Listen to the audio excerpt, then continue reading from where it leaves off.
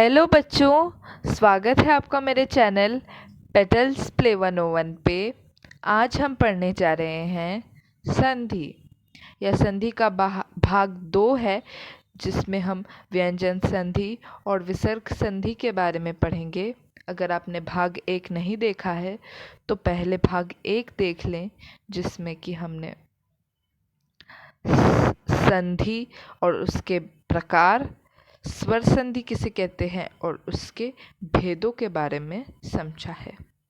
तो पहले उससे देख लें और फिर भाग 2 पर आएं। इस वीडियो में आज हम पढ़ेंगे व्यंजन संधि किसे कहते हैं, व्यंजन संधि के प्रमुख नियम, विसर्ग संधि किसे कहते हैं और विसर्ग संधि के प्रमुख नियम। तो चलिए जल्दी से शुरू करते हैं। व्यंजन संधि। तो व्यंजन संधि हम किसे कहते हैं? तो पहले शब्द के अंत में विसर्ग के अतिरिक्त कोई अन्य व्यंजन आए और दूसरे शब्द के आरंभ में स्वर अथवा व्यंजन कोई वर्ण आए तो उसके मेल से जो विकार होता है उसे व्यंजन संधि कहते हैं। तो पहले शब्द के अंत में विसर्ग नहीं होना चाहिए, उसके अलावा अन्य कोई भी व्यंजन हो, और दूसरे शब्द के आरंभ में स्वर अथवा व्यंजन होना चाहिए। तो इनके मेल से जो विकार होएगा, जो परिवर्तन आएगा, उसे हम व्यंजन संधि कहेंगे। जैसे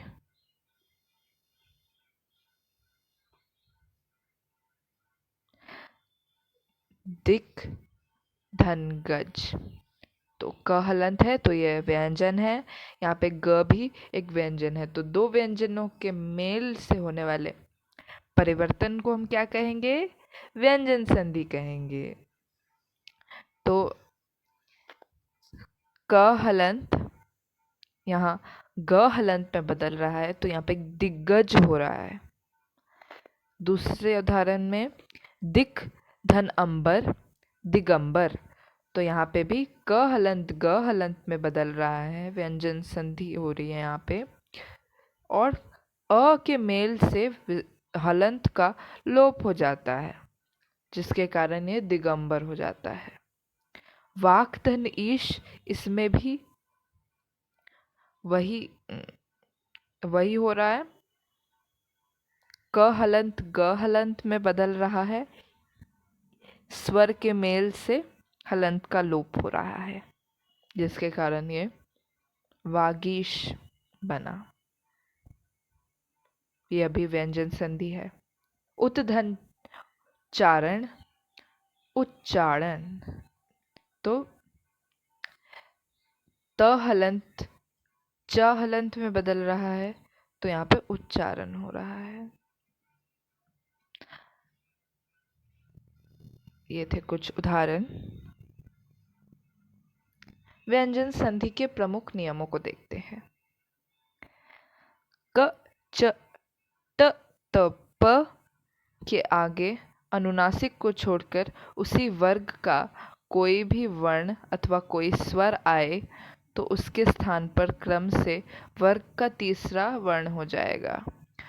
तो यहाँ पे क्या बोला जा रहा है? क, च, ट, त, प हलंत है सब में, उनके आगे अनुनासिक नहीं आना चाहिए। उसके अलावा वर्ग का उसी वर्ग का कोई भी वर्ण, तो उसी वर्ग का कोई वर्ण आ सकता है। जैसे क वर्ग, क हलंत के बाद क वर्ग का कोई भी वर्ण, यानी वो हो सकता है ख, ग, घ, ङ, इनमें से कोई भी हो सकता है इस प्रकार। और कोई स्वर भी आए तो भी क्रम से वर्ग का तीसरा वर्ण हो जाएगा। यानी क वर्ग, क का देख लेते हैं। यदि क हलंत के बाद यदि ग आता है, मान लीजिए, तो जो क हलंत है तो वो क वर्ग से है, तो क वर्ग का तीसरा वर्ण क्या होता है?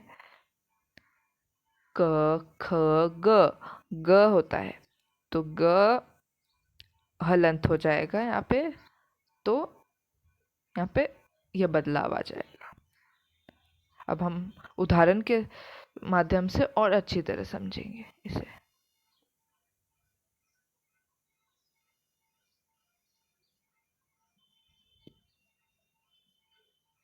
यहाँ देख सकते हैं आप, यहाँ पे हलंत आएगा दिक धनगज, ये पहले भी दिया हुआ था, तो दिग्गज। तो क का ग बन रहा है, देखिए यहाँ पे ग जो है क वर्ग, क हलंत जिस वर्ग से है, क वर्ग से है, क वर्ग के ही वर्ग का है, क ख ग, तो एक ही वर्ग में आ रहे हैं क और ग, तो ये क हलंत अपने ही वर्ग यानी अपने ही जो क ख ग घ ङ में तीसरा वर्ण जो है उसमें बदल जाएगा, तो क ख ग, तो ग हलंत में बदल जाएगा। समझ आ रही है आपको ये बात? वाक धन ईश, तो यहाँ पे क्या हो रहा है, यहाँ पे स्वर आ रहा है, तो स्वर आने पर भी सेम चीज होगी। तो क हलंत जो है तीसरे अपने ही वर्ग के तीसरे वर्ण में बदल जाएगा, तो क ख ग, तो ग हो जाएगा, क का ग, तो ग, तो क हलंत ग हलंत में बदल जाएगा, और ई के मिलने से हलंत का लोप हो जाएगा, तो वागीश हो जाएगा। षट धन आनन, तो यहाँ पे भी स्वर आ रहा है, ट हलंत जो है वो अपने ही वर्ग के तीसरे वर्ण में बदल जाएगा, तो गिनते हैं ट ठ ड, तो ट हलंत ड हलंत में बदल जाएगा, और आ के मिलने से हलंत का लोप हो जाएगा, जिसके कारण ये षडानन हो जाएगा। समझ आ गई आपको बात? ये तीनों उदाहरण भी याद रखिएगा, क्योंकि जितने भी उदाहरण यहाँ पे मैंने दिए हैं वही ज़्यादातर पूछे जाते हैं, और इन्हें आपको ध्यान रखना बहुत ही ज़रूरी है। आगे देखते हैं, किसी वर्ग के प्रथम वर्ण से परे कोई पंचमाक्षर हो तो प्रथम वर्ण के बदले उसी वर्ग का पंचमाक्षर हो जाएगा। यानी कि यदि क है और क के बाद कोई पंचमाक्षर है, जैसे मान लीजिए न है, तो क का ही पंचमाक्षर, क वर्ग, क हलंत कौन से वर्ग से आता है? क वर्ग से आता है। क वर्ग का पंचमाक्षर क्या होगा? गिनते हैं, क ख ग घ ङ, तो ङ में बदल जाएगा, ङ हलंत, क हलंत ङ हलंत में बदल जाएगा। आपको उच्चारण मैंने वर्ण व्यवस्था वीडियो में समझाया था। तो यहाँ पे हम पहले उदाहरण देख लेते हैं, उससे और अच्छे से समझ आता है। तो वाकमय, वाक धनमय है, तो क हलंत व्यंजन, उसके बाद एक पंचमाक्षर है, तो पंचमाक्षर आने से जो क है वो किस वर्ग से आता है? क वर्ग से आता है। क वर्ग का कौन सा पंचमाक्षर होता है? ङ होता है, तो क हलंत ङ हलंत में बदल जाएगा। यहाँ पे हलंत आएगा, यहाँ पे हलंत कई बार आता नहीं है टाइपिंग में, तो इसलिए हलंत लगा लीजिएगा यहाँ पे।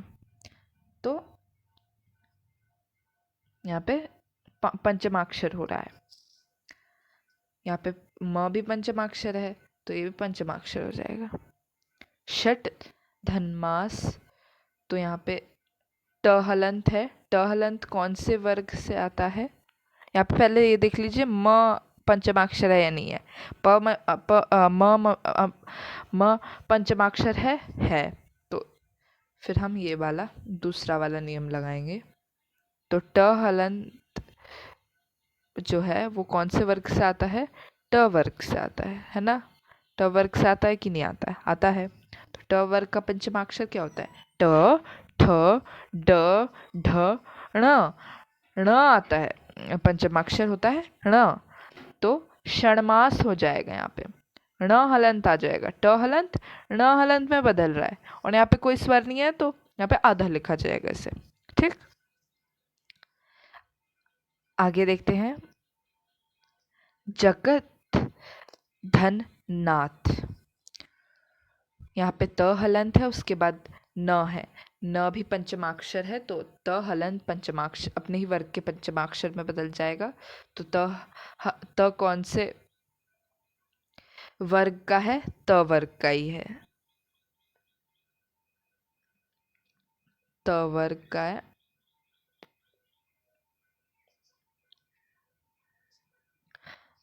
तो यहाँ पे त वर्ग का पंचमाक्षर क्या होगा, गिन लेते हैं।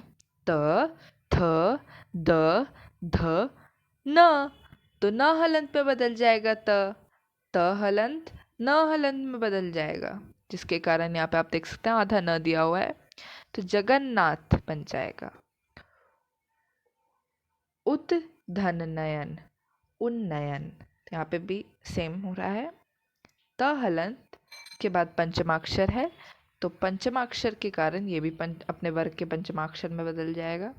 तो ये भी त वर्ग का है, त वर्ग का पंचमाक्षर अभी हमने बताया था न है, तो न आ जाएगा, न हलंत आ जाएगा यहाँ पे, तो उन्नयन हो जाएगा। समझ आ गई बात आपको?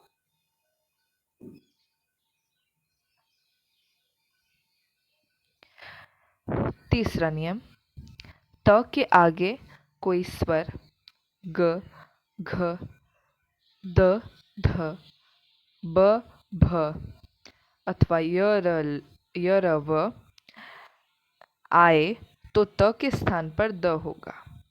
तो कोई स्वर आना चाहिए, या फिर ग, घ, द, ध, ब, भ। तो ये सब क्या है? अपने ही वर्ग के तीसरे और चौथे वर्ण, हर वर्ग के तीसरे और चौथे वर्ण, और य, र, व ये अगर आते हैं तो त हलंत के स्थान पर द हलंत हो जाएगा। तो इसे हम उदाहरण के माध्यम से समझते हैं। ये थोड़ा सा ट्रिकी है, थोड़ा सा मुश्किल है ये, इसलिए। तो जैसे आप देख सकते हैं यहाँ पे त हलंत दिया हुआ है और यहाँ पे स्वर है, तो यहाँ पे अगर कोई स्वर आता है, हमने पढ़ा कि स्वर त हलंत के बाद यदि कोई स्वर आए तो त हलंत का द हलंत हो जाएगा, और आ गया तो हलंत का लोप हो गया, तो इसलिए सदानंद हो गया। ठीक। जगत धन ईश, जगदीश, यहाँ पे भी त हलंत के बाद स्वर आ गया तो त हलंत का द हलंत हो जाएगा, और ई के मिलने से जो है, बड़ी ई के मिलने से हलंत का लोप हो जा रहा है, जिसके कारण यह जगदीश हो रहा है। उत धन गम, तो यहाँ पे त हलंत के बाद ग आया है, ग जो है तीसरा, अपने वर्ग का तीसरा वर्ण है, तो ये अगर आता है तो त हलंत का द हलंत हो जाएगा, तो उद्गम हो जाएगा। यहाँ पे कोई स्वर नहीं है, जिसके कारण ये हलंत रहेगा यहाँ पर।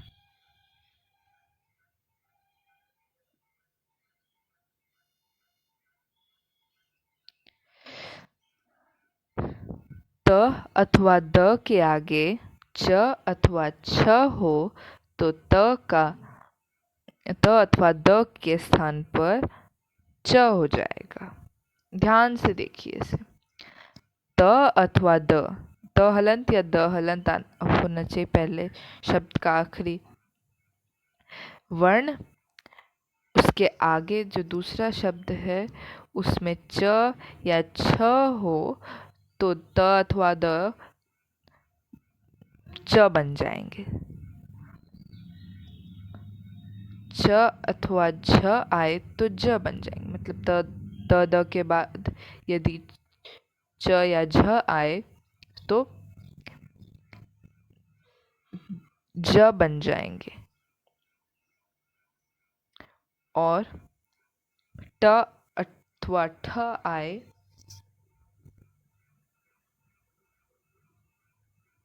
तो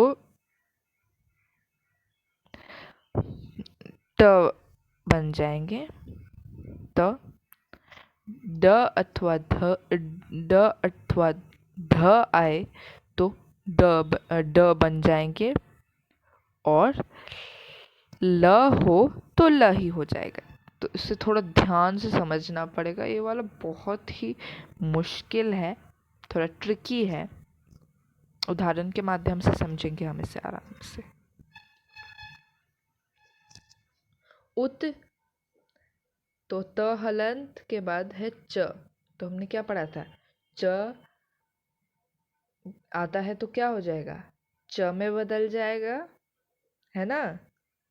च अथवा छ हो तो क्या हो जाएगा, च बन जाएगा। तो उच्चारण, तो त हलंत च हलंत में बदल गया तो उच्चारण हो गया यहाँ पे। त हलंत के बाद है च, शरत धन चंद्र, शरत चंद्र। तो त हलंत के बाद है च या छ आने पर क्या हो जाता है, च बन जाता है। तो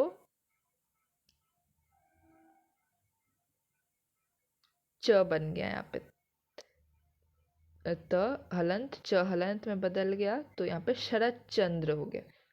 च यहाँ पे त नहीं आ रहा, च शरत चंद्र। सत धन जन सज्जन, ये बहुत ही कॉमन है, ये बहुत बार पूछा जाता है परीक्षाओं में, इसे देख लीजिएगा, ध्यान रखिएगा। सत धन जन, त हलंत है, त हलंत ज में बदल जाएगा, त और क्योंकि यहाँ पे ज है तो ज आता है तो यहाँ पे ज बन जाता है ना। तो सत धन जन सज्जन, ठीक है। तो ज हलंत में बदल रहा है तो यहाँ पे सज्जन हो जाएगा।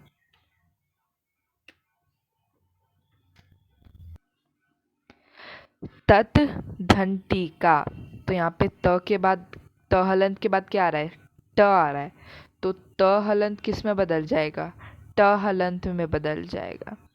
तो तट्टिका हो जाएगा यहाँ पे, समझ रहे हैं आप ये। तो हमने क्या पढ़ा था, ट अथवा ठ आए तो ट में बदल जाएगा, है ना। तो यही है नियम।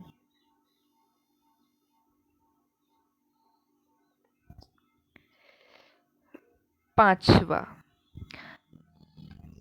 त का मेल यदि श, त हलंत का मेल यदि श हलंत से हो तो त हलंत का च और श का छ बन जाएगा। ये थोड़ा सा डिफिकल्ट है, देखते हैं इसे।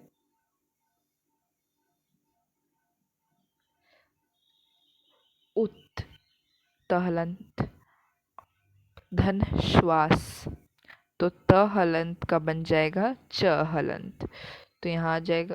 तो पहले ही इतना देख लेते हैं। फिर श हलंत का क्या बन जाएगा, छ बन जाएगा, है ना। तो क्या हो जाएगा यहाँ पे, उच्छ्वास, क्योंकि त के बजाय त हलंत के बजाय च हलंत आ गया, श हलंत के बजाय छ हलंत आ गया, तो उच्छ्वास। यहाँ पे देखिए छ पूरा नहीं है, छ के नीचे हलंत दिया हुआ है।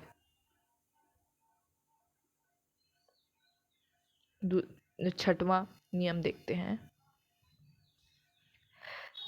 त का मेल यदि, त हलंत का मेल यदि आधे ह से हो तो त हलंत का द हलंत और ह का ध हो जाता है, जैसे उत धन हार, उद्धार। ये भी थोड़ा ध्यान देने वाली है। मिनट।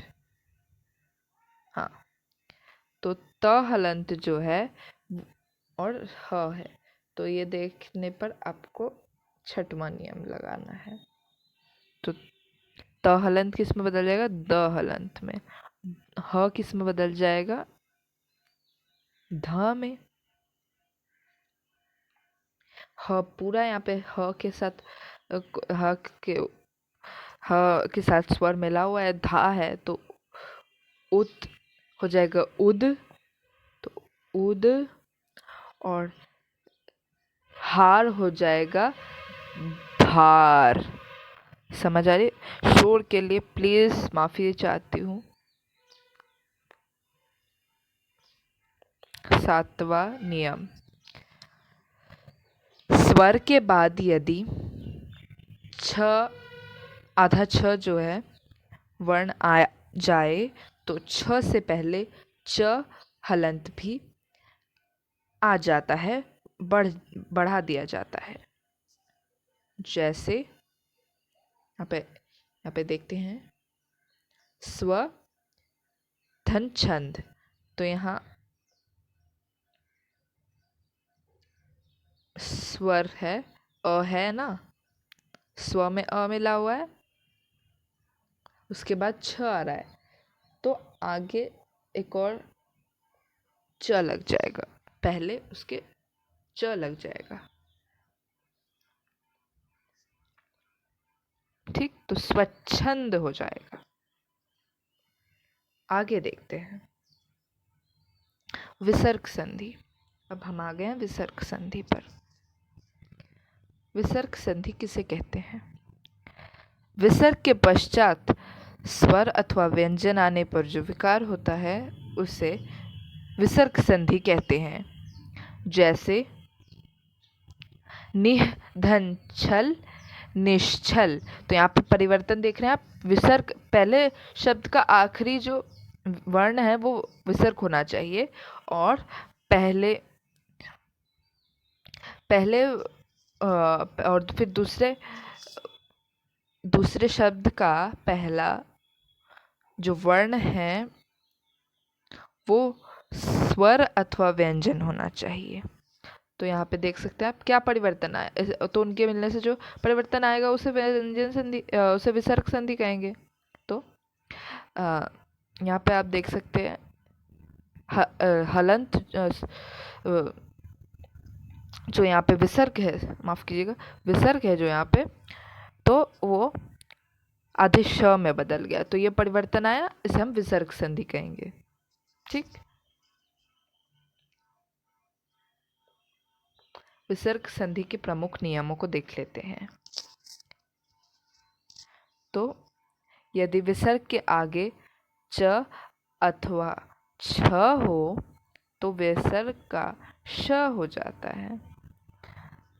ट अथवा ठ हो तो श हो जाता है, जो ये षटकोण वाला श हो जाता है।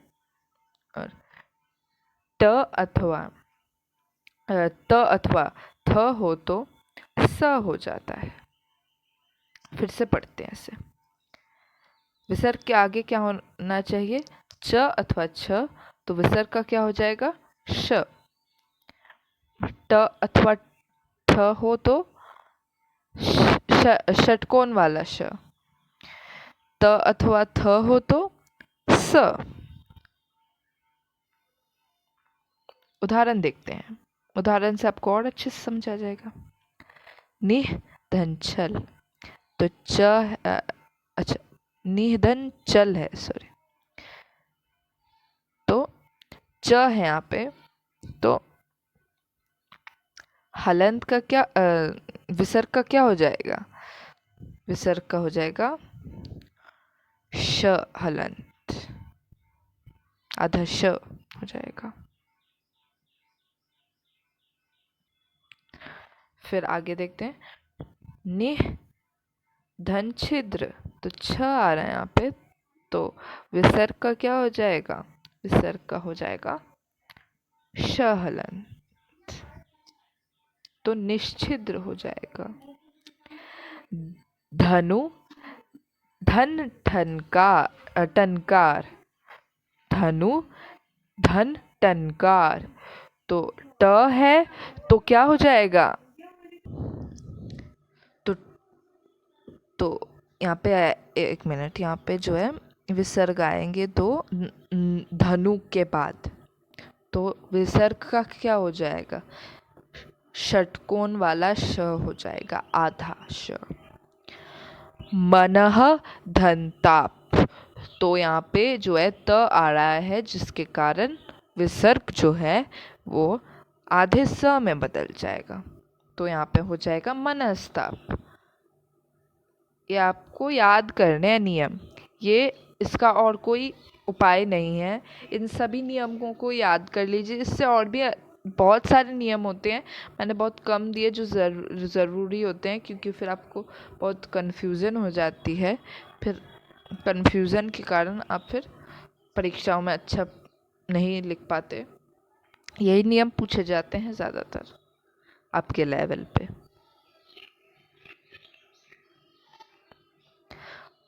विसर्ग के पश्चात श, श अथवा स आए तो विसर्ग में कोई परिवर्तन नहीं होता, अथवा उसके स्थान पर आगे का वर्ण हो जाता है। तो या तो कोई परिवर्तन नहीं आता। इसमें बहुत सारे अपवाद हैं, अपवाद यानी एक्सेप्शन। तो कई भी ऐसा भी होता है, जैसे कभी कभी, थोड़ा शोर के लिए माफ़ी चाहती हूँ। तो कभी वो परिवर्तित नहीं होगा, कभी आगे का वर्ण हो जाता है, ऐसे कभी कुछ होता है कभी कुछ होता है ना। तो ये देख लीजिए, उदाहरण देख लेते हैं ताकि और अच्छी तरह समझ आए। दुह धन शासन, दुशासन, तो यहाँ पे जो हलंत है, विसर्ग है, वो हट गया और यहाँ पे कोई परिवर्तन नहीं आया, बस इतना ही परिवर्तन आया। परंतु अगला जो आप उदाहरण देखेंगे उसमें अलग हुआ, उसमें स था आगे, संदेह में स था, तो विसर्ग का आधा स हो गया। तो ये आपको ध्यान रखना है। आगे तीसरा नियम देखते हैं। विसर्ग के आगे क, ख अथवा प, फ आए तो विसर्ग में कोई विकार नहीं होता। जैसे रजह धन कर्ण, रजह कर्ण, तो कोई परिवर्तन नहीं आया, लोप भी नहीं हुआ, विसर्ग का कुछ भी नहीं हुआ यहाँ पे। पयः धन पान, पयः पान, तो यहाँ पे भी कोई परिवर्तन नहीं आया विसर्ग में। चौथा नियम,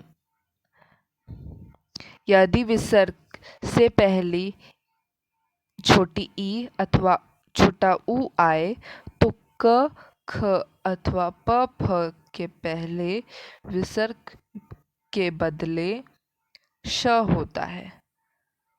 तो विसर्ग से पहले ई या ऊ होना चाहिए, छोटी ई या छोटी ऊ, यानी नीह जैसे है, तो नीह में विसर्ग से पहले क्या है? छोटी ई है। तो इस प्रकार, और उसके बाद जो है दूसरे शब्द का पहला वर्ण जो है वो क, ख, प या फ होना चाहिए। तो विसर्ग के बदले षटकोण वाला श आ जाएगा, आधा। तो निह धन कपट, निष्कपट, ये आप देख सकते हैं। तो विसर्ग जो है वो आधे षटकोण वाले श में बदल गया। ठीक। दुह धन कर्म, दुष्कर्म, तो जो विसर्ग है वो यहाँ पे आधे श में, षटकोण वाले श में फिर से बदल गया। निह धन फल निष्फल, तो यहाँ पे जो विसर्ग है वो षटकोण वाले आधे श में बदल गया, जिसके कारण हो गया निष्फल। दुह धन प्रकृति, तो यहाँ पे विसर्ग जो है प आया है ना, प और पीछे तो छोटी ऊ है, तो दुह धन प्रकृति दुष्प्रकृति, तो आधा षटकोण वाला श हो जाएगा यहाँ पे और दुष्प्रकृति हो जाएगा। समझ आ गया आपको बात? ठीक है, आगे देखते हैं आगे के नियम। विसर्ग के पश्चात यदि त अथवा स हो तो विसर्ग का आधा स हो जाता है। जैसे नमः धन्ते नमस्ते, तो आप देख सकते हैं यहाँ पे कि जो विसर्ग है वह आधे स में बदल गया, तो यहाँ पे नमस्ते हो गया।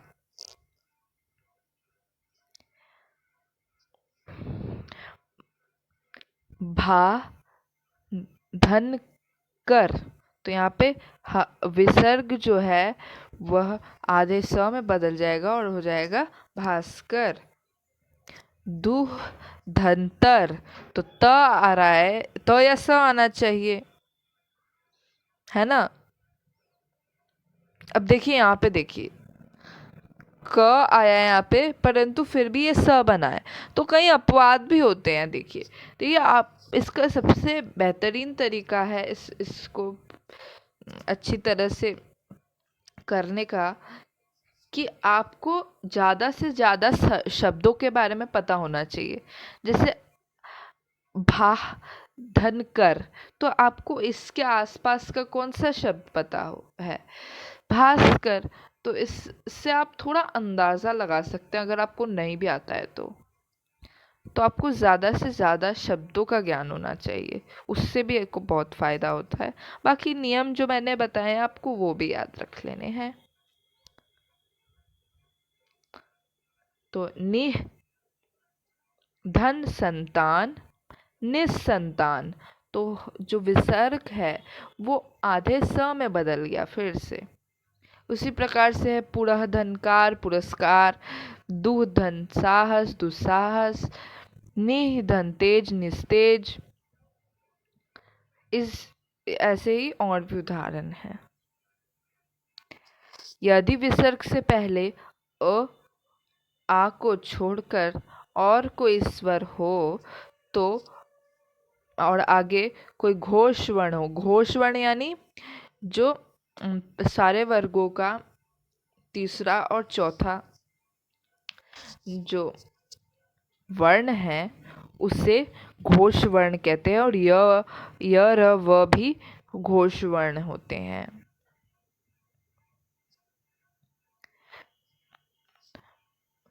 तो विसर्ग के स्थान पर र हो जाएगा। तो नि धन आशा, तो या तो अ या आ होना चाहिए या फिर या अ या, एक मिनट, हाँ, आगे कोई घोष वर्ण हो या स्वर हो, घोष वर्ण या स्वर हो, यहाँ पे स्वर नहीं आया लिखा हुआ, तो यहाँ घोष वर्ण या स्वर, और उसके पहले क्या होना चाहिए, अ आ को छोड़कर कोई भी स्वर होना चाहिए। जैसे नि है तो यहाँ पे अ आ नहीं है, इसके पीछे ई है, छोटी ई है, तो इसकी और आगे कोई स्वर है, तो ये यहाँ पे जो विसर्ग है वो आधे र में बदल जाएगा, तो निराशा हो जाएगा। इसी प्रकार दुह धन जन दुर्जन, तो जो विसर्ग है वह आधे र में बदल रहा है, जिसके कारण ये बन रहा है दुर्जन। निह धन गुण, तो यहाँ पे भी घोष वर्ण है, ये ज भी घोष वर्ण है और ग भी घोष वर्ण है,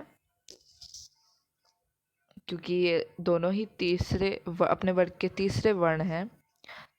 तो यहाँ पे आधा र हो जाएगा। इसी प्रकार निह धन धन निर्धन, दुह धन उपयोग दुरुपयोग, आशीह धन वाद आशीर्वाद।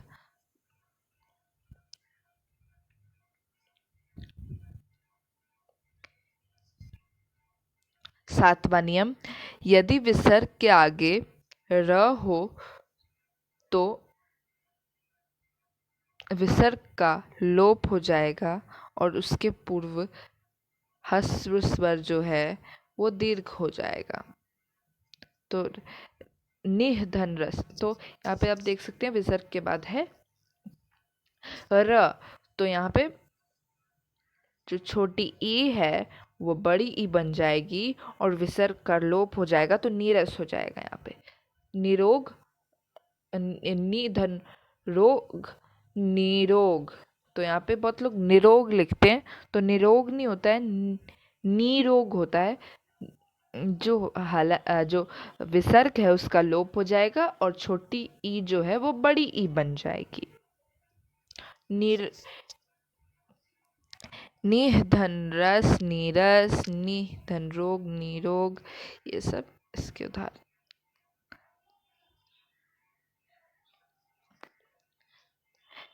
आठवां, यदि अ या र के आगे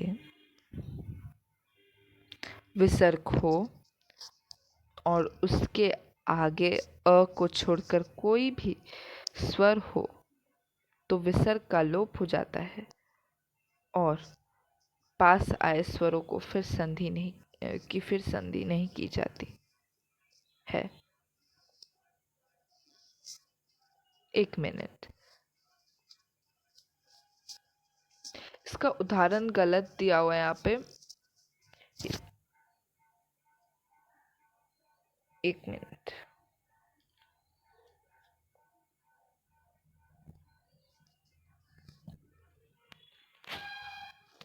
यहाँ पे उदाहरण गलत दिए हुए हैं, गलती से गलत आ गया है यहाँ पे।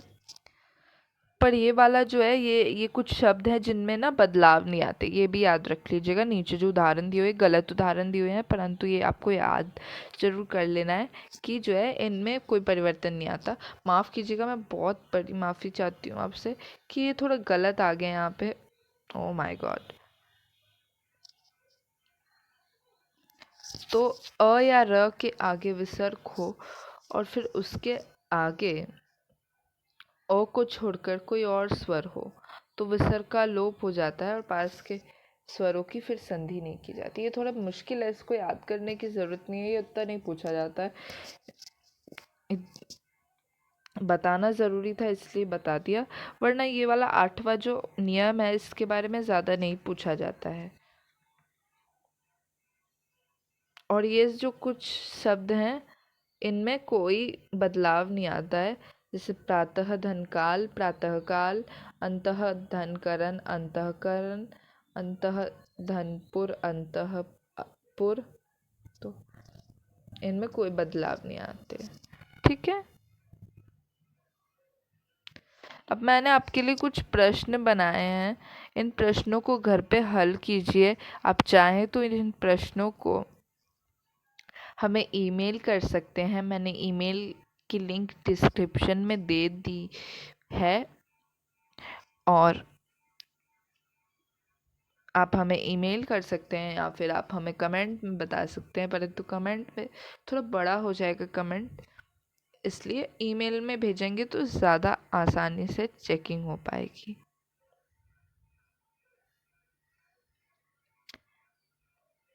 तो पहला प्रश्न है, संधि विच्छेद करें।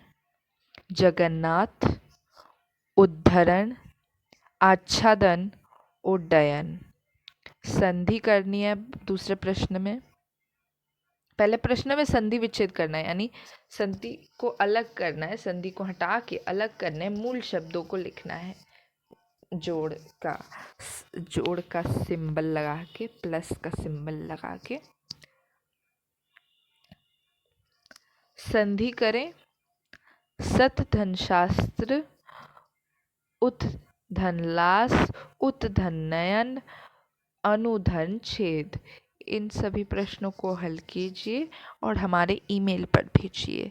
देखिए, संधि थोड़ी सी मुश्किल है, ज़्यादातर प्रश्न स्वर संधि से आते हैं, इसलिए उससे पहले अच्छे से तैयार कर लीजिए। और व्यंजन संधि और विसर्ग संधि से बहुत ही कम प्रश्न पूछे जाते हैं आपके लेवल पर, और जो मैंने प्रमुख नियम बताए हैं उन्हें याद कर लीजिए सिर्फ, तो आपके संधि अच्छी तरह से तैयार हो जाएगी। 8वें नियम को छोड़ दीजिएगा, विसर्ग संधि के जो 8वें नियम है उसको छोड़ दीजिएगा, उसको करने की ज़रूरत नहीं है, बहुत मुश्किल सा नियम है वो। मैं चाहूँ तो आपको समझा सकती हूँ, परंतु वो इतना मुश्किल है कि आप कंफ्यूज हो जाएंगे और आप जो नियम आपको आते हैं उसमें भी आपको नहीं आएगा, तो इसलिए उसे छोड़ दीजिएगा 8वें नियम को। और देखिए, व्यंजन और विसर्ग संधि को अच्छी तरह से करने का एक ही उपाय है। पहला तो प्रमुख नियमों को देख लीजिए, प्रैक्टिस कीजिए दूसरा, और तीसरा, यदि आपको कोई प्रश्न नहीं आ रहा है तो यदि आपको उसके आसपास का कोई शब्द पता है, जैसे भा धन कर, तो आपको पता है भास्कर शब्द मैंने सुना था, तो भास्कर लिख दीजिए, शायद आपका सही हो जाए, है ना। खाली मत छोड़िएगा, ठीक है। तो इन प्रश्नों को भी सही से हल कीजिएगा। आपकी गलती होती है तो मैं आपकी गलती को सुधारूंगी, आपकी गलतियों को मैं बताऊंगी आपको, और फिर आप उन गलतियों को दोबारा नहीं करेंगे। अच्छी तरह से इन टॉपिक को समझिए कि ये बहुत ही इम्पोर्टेंट टॉपिक है।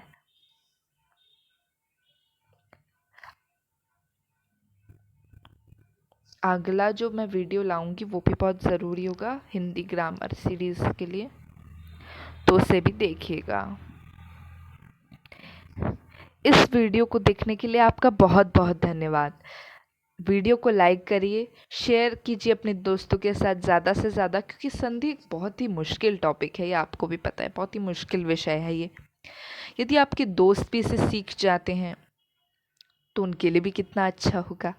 और कमेंट में आप बताइए कि आपको वीडियो कैसा लगा, अपने डाउट्स लिख सकते हैं आप। मेरे चैनल को सब्सक्राइब कर दीजिए, क्योंकि आगे हिंदी ग्रामर सीरीज़ की और भी वीडियोज़ आएंगी। और तब तक हम अब मिलेंगे अगले वीडियो में। तब तक के लिए बहुत बहुत धन्यवाद और बाय बाय, अलविदा।